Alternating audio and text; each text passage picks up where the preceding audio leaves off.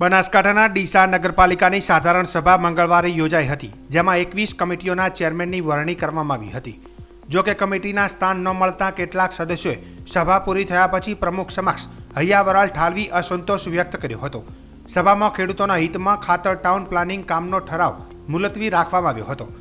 પાલિકા પ્રમુખ સંગીતાબેન દવે વિવિધ એજન્ડા પરના કામો રજૂ કરાતા સભ્યોએ બહાલી આપી હતી। જો કે વિપક્ષી સભ્યો શહેરના પ્રશ્નો અંગે ચર્ચા કરવા માંગતા હોય પ્રમુખે બોર્ડ બાદ ચર્ચા કરવા જણાવ્યું હતું। એજન્ડામાં મુખ્ય બે કામોમાં શહેરમાં ટાઉન પ્લાનિંગ યોજના ટીપી સ્કીમ અંગેનો એજન્ડા આવતા પ્રમુખે ખેડૂતોના હિત ખાતર ટાઉન પ્લાનિંગ સ્કીમ મુલતવી રાખવાનો ઠરાવ કરવાનું જણાવતા તમામ સભ્યોએ બહાલી આપી હતી।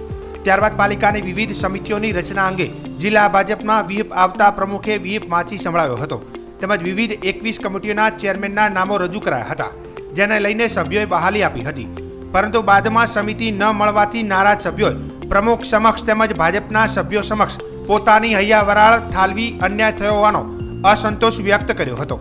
નગરપાલિકામાં 21 સમિતિઓના ચેરમેનોની વરણી કરાઈ હતી, જેમાં માળી સમાજના એક પણ સભ્યને સમિતિ આપવામાં આવી ન હતી, જેથી સભ્યોમાં નારાજગી જોવા મળી હતી।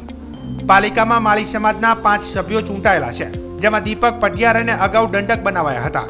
ત્યારબાદ આજે કમિટીમાં એક પણ સભ્યોનો સમાવેશ કરવામાં આવ્યો ન હતો। વોર્ડ નંબર 8ના અપક્ષ નગરસેવક નિકિતાબેન ઠાકોરે જણાવ્યું હતું કે પાલિકામાં અપક્ષ ચૂંટાયેલા સભ્યોને પણ સમિતિ આપવામાં આવી છે, ત્યારે ભાજપને સાથ આપનારા અપક્ષ સભ્યોને કમિટી ન આપી અમારી સાથે અન્યાય કરવામાં આવ્યો છે તેમ જણાવ્યું હતું। મારું નામ ઠાકોર નિકિતાબેન નટવરજી છે। હું વોર્ડ નંબર 8માં અપક્ષ ઉમેદવારમાંથી આવું છું અને હું ઠાકોર સમાજની દીકરી છું। અમારા નગરપાલિકાના સભ્યોમાં 44 સદસ્યોમાંથી સૌથી વધુ વોટે હું જીતેલી છું અને હું સૌથી વધુ ભણેલી પણ છું। ડીસા નગરપાલિકામાં સંગઠનના લોકો દ્વારા મને એવું કહેવામાં આવે છે કે જે તમે પાટીલ સાહેબના હાથે તમે જોડેલા છો તે નહીં ચાલે, અમારા હાથે જોડાઓ તો જ તમને ભાજપમાં ગણવામાં આવશે। તો મારી એ વિનંતી છે કે સંગઠનના લોકો મોટા કે પાટીલ સાહેબ મોટા, અને આજે ડીસા નગરપાલિકામાં જે કમિટીઓ આપવામાં આવી હતી તેમાં જે લોકો સતત ભાજપનો વિરોધ કરતા હતા એ લોકો 5 અપક્ષ ઉમેદવારને સંગઠન દ્વારા જોડેલા હતા, તે લોકોને સારી કમિટી આપી। જ્યારે હું પાટીલ સાહેબના હાથે જોડેલી હતી ત્યારે મને કમિટી આપવામાં આવી નથી। આવું કેમ કરી રહ્યા છે?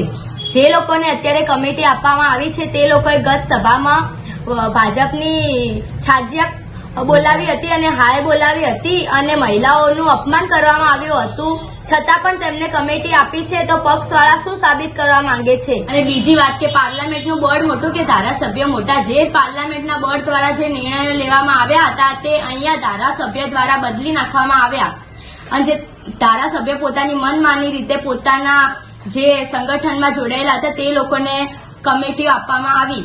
અને હું મીડિયાના માધ્યમથી એ જ જણાવું છું કે પક્ષના જે લોકો સતત વિરોધ કરતા હતા તે લોકોને કમિટીઓ આપવાનું કારણ શું?